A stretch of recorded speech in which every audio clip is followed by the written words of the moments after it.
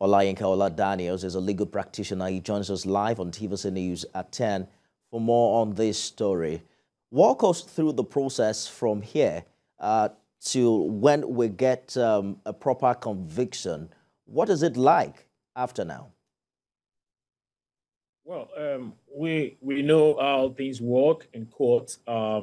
It's not just a day thing because one, the prosecution will have to prove their case, and then also the defendant will have to defend himself because if you remember vividly, while there was so much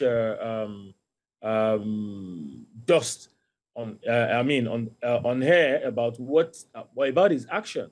He claimed that what he did was still in the comfort of the law, that the law gave him power to do what he did. So he may also need to come to court to tell the courts, the provisions of the laws. You need to let us know the provision of the laws that gave him such power to carry out what he did. So all these have their own place. The prosecutor have to open his case.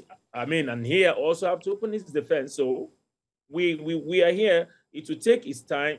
The process will take its turn, and we will see how the court goes. But what I must say here is, for me, is a welcome development, and it is a good one because for many Nigerians that have lost trust or lost hope in the Inec or in the entire process, at least they can see that no one is above the law, and no one will come and do whatever they chose to do and think that they can go that they can go scot-free. I just want us to quickly draw a parallel between tribunal petitions and criminal cases of this kind.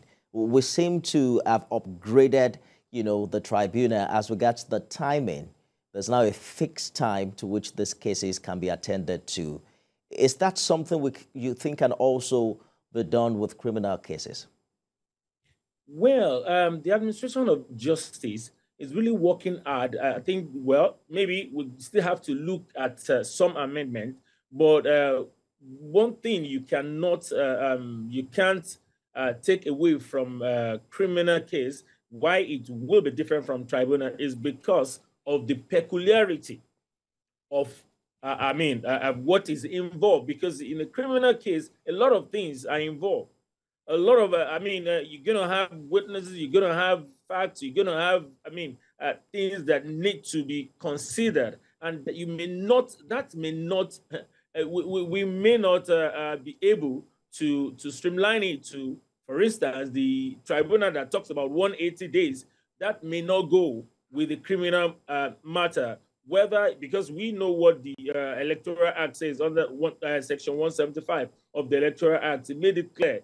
Which courts to try, and if you know now, if you look at that, it talks about the magistrate court of the state and the High Court and Federal High Court.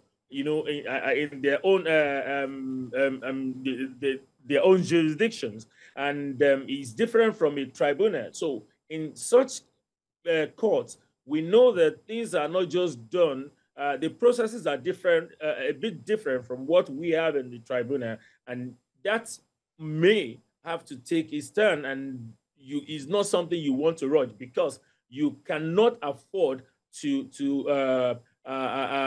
sentence an innocent person if the case has not been proven beyond reasonable doubt that this person has committed this offense. Is totally different from the tribunal. I agree with you. If there's a way, we can still find a way to expedite action on that. But the truth is, it's a peculiar matter. A criminal case is a peculiar matter. That's why you can see it. Sometimes it takes, sometimes it depends on the peculiarity of each case.